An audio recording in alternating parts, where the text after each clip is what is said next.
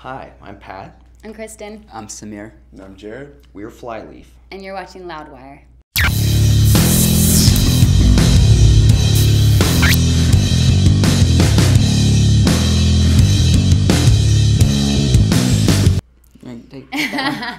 Man, the lyrics they're just kind of all a conglomeration of where we've been over the past couple years. You know, we all dealt with certain losses in our lives, certain being unsure of where we were going. And I think there's definitely part of you that wants to quit in those moments. But then I think the fact that we all got to come together and have these shared experiences of trying again and finding that kind of hope inside and the hope together. And so I think there's a lot of hope in this album. There's also a lot of honest experiences with maybe it's a relationship that wasn't working out.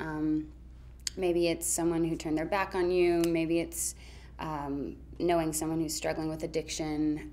Just a variety of themes that are taking you on this life's journey that we all have. But the last song, Home, is about that hope at the end, you know, and so I think that's definitely something that we strived for. We let the songs kind of become what they were, but then we always wanted to meet back to a place of hope, and that's what life's about. Yeah, for sure.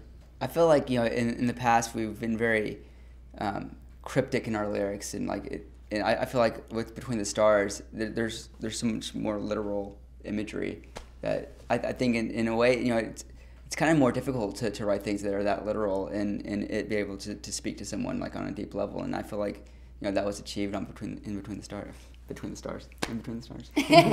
What's the title of the record? What band am I in?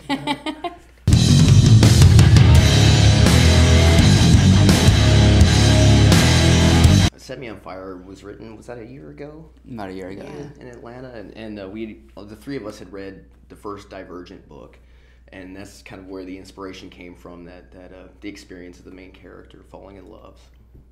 Yeah, Triss's character, she experiences love for the first time. She experiences a lot of dangerous stuff for the first time, too. You know, the book's set up in 5 factions, and she goes from a faction where she was supposed to wear gray, and she was supposed to be very humble all the time, and she wasn't supposed to have tattoos or anything, you know, like that. And so she joins this new faction where the initiation is she's jumping off buildings and she's having knives thrown at her head, and she feels the passion of love for the first time. And so the title Set Me on Fire just came in my mind because it seemed like she would rather have that experience of being set on fire than feel nothing, you know. And yeah, that's a way I'd love to live my life, you know what I mean, just really experiencing life. Yeah, I mean, it's about that moment of realization of like why you're alive and what you were made for.